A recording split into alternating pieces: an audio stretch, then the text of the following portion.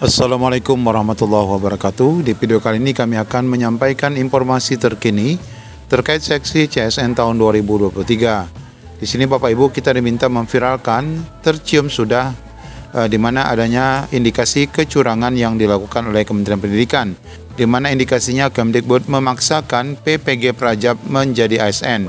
Padahal mahasiswa untuk angkatan 1 dan 2 belum dinyatakan lulus UKM PPG, namun mereka mendapatkan afirmasi cerdik dan sejumlah penolakan kecurangan CSN 2023 di beberapa daerah.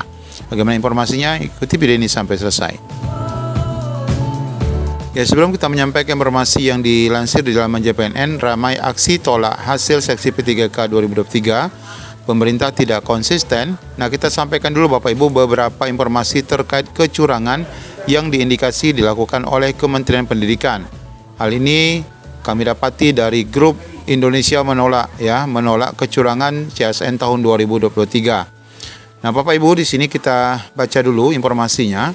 Nah, di grup ini sudah dimasukkan anggota DPR Komisi 10 untuk disampaikan aspirasi rekan-rekan semua.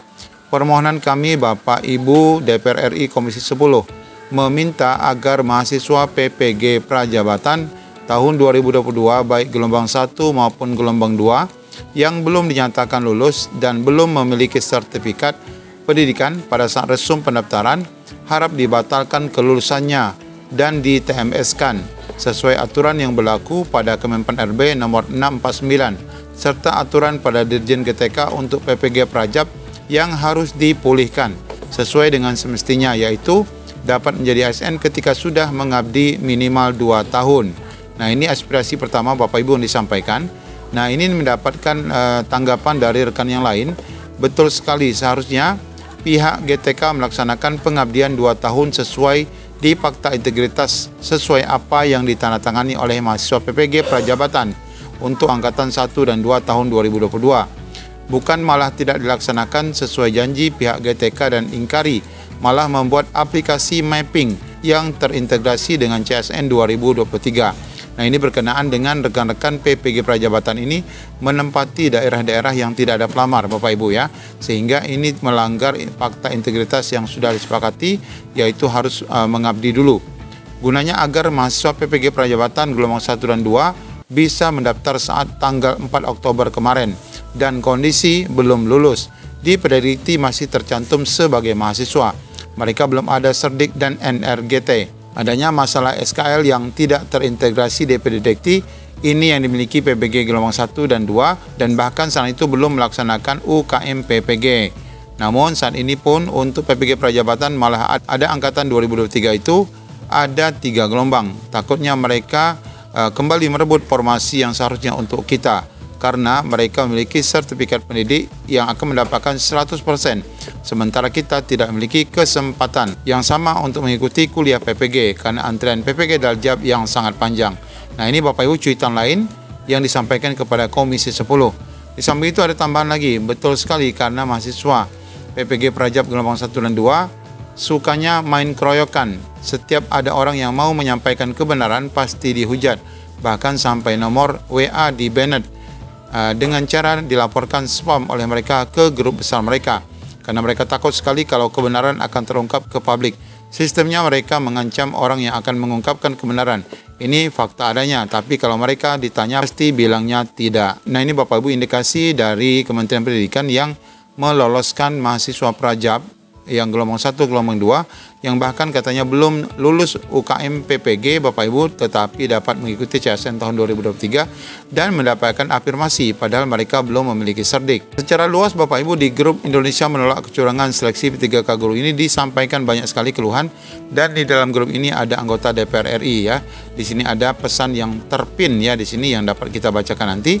Nah, berkenaan dengan afirmasi serdik yang sebenarnya tidak berlaku bagi mereka yang saat pendaftaran belum memiliki serdik, ini sudah disampaikan ke halaman Helpdesk GTK dan saat itu dijawab bahwa itu tidak berlaku. Namun ternyata Panselnas ataupun mungkin Kemdikbud merubah pembelakuan serdik bagi mereka yang belum mengupload ataupun memiliki serdik saat pendaftaran. Nah, ini ditanyakan jika baru menerima serdik atau belum upload serdik pada saat pendaftaran P3K guru, apakah serdik diperhitungkan atau diakomodir sebagai afirmasi? Nah, ini kita ketahui bahwa saat pendaftaran saat serdik Bapak Ibu sudah ada di dalam Dapodik, itu kan dipertanyakan apakah memiliki serdik atau tidak. Nah, bagi yang tidak memiliki serdik seharusnya tidak diakomodir ya. Ini jawabannya. Selamat datang di layanan Kemdikbud dengan uji. Jika belum upload serdik alias belum ada di Dapodik pada saat pendaftaran P3K Guru, maka serdik tidak diperhitungkan ataupun diakomodir sebagai afirmasi. Afirmasi serdik akan diakomodir jika pada saat pendaftaran sudah memiliki sertifikat pendidik dan dinyatakan dalam dokumen yang diupload. Afirmasi 100% yang didapatkan dari sertifikat pendidik berlaku bagi guru yang melamar pada formasi yang linear dengan sertifikat pendidik yang dimiliki. Nah, ini kalau belum mengupload ataupun belum ada di Dapodik seharusnya tidak mendapatkan afirmasi.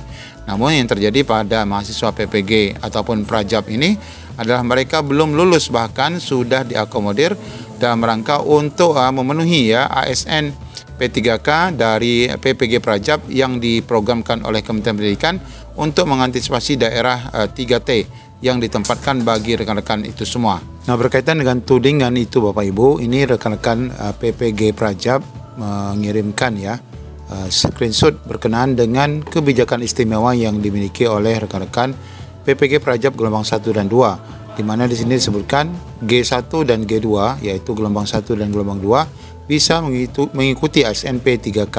Nah, di mana ketentuan pertama, G1 dan G2 belum memiliki bukti fisik sertifikat pendidik. Berkaca pada aturan tahun 2022, bagi pelamar umum atau PPG Prajabatan wajib menyertakan bukti fisik serdik sebagai syarat wajib dalam mengikuti section ASN P3K. Namun, pada tahun ini tidak perlu lagi, karena PPG Prajabatan tahun 2022 diberikan keistimewaan oleh GTK bisa daftar meskipun belum memiliki serdik fisik.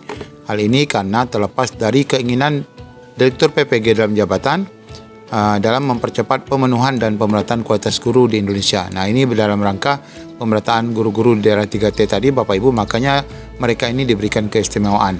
Yang kedua, perbedaan G1 dan G2 pada seksi ASN. Gelombang 1 karena sudah melaksanakan dan lulus UKM PPG, maka ketika kompetensi teknis nanti akan langsung mendapatkan nilai afirmasi kompetensi teknis 100%. Sedangkan afirmasi gelombang kedua ataupun bagi Prajab gelombang kedua akan diberikan jika nanti mereka telah lulus UKM PPG, dan jika tidak maka akan jatuh pada pelamar umum non-serdik.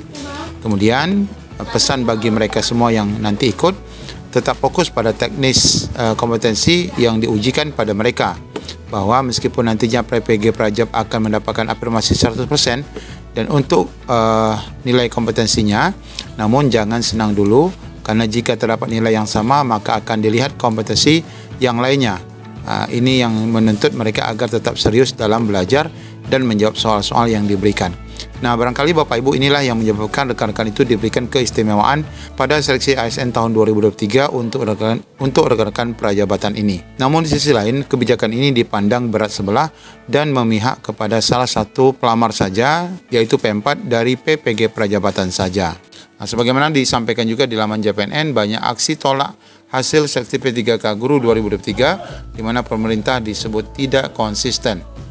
Aksi penolakan terhadap hasil seleksi P3K 2023 sudah muncul di sejumlah daerah. Coba masukkan rangkaian kata pencarian di Google, tolak hasil seleksi P3K 2023. Maka akan muncul beberapa judul berita mengenai penolakan terhadap hasil pengumuman kelulusan P3K di sejumlah instansi pemerintah daerah.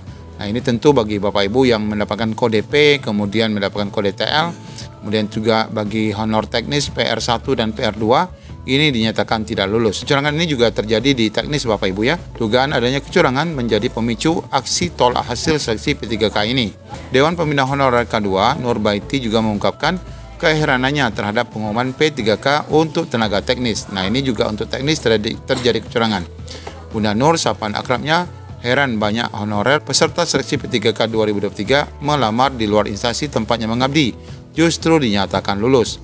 Ironisnya, K2 teknis yang melamar di instansi tempatnya selama ini malah banyak yang dinyatakan tidak lulus. Nah ya, silakan Bapak Ibu menyampaikan komentarnya, apa yang seharusnya kita lakukan dan bagaimana sebaiknya untuk langkah ke depan terhadap kecurangan seleksi tahun 2023 ini.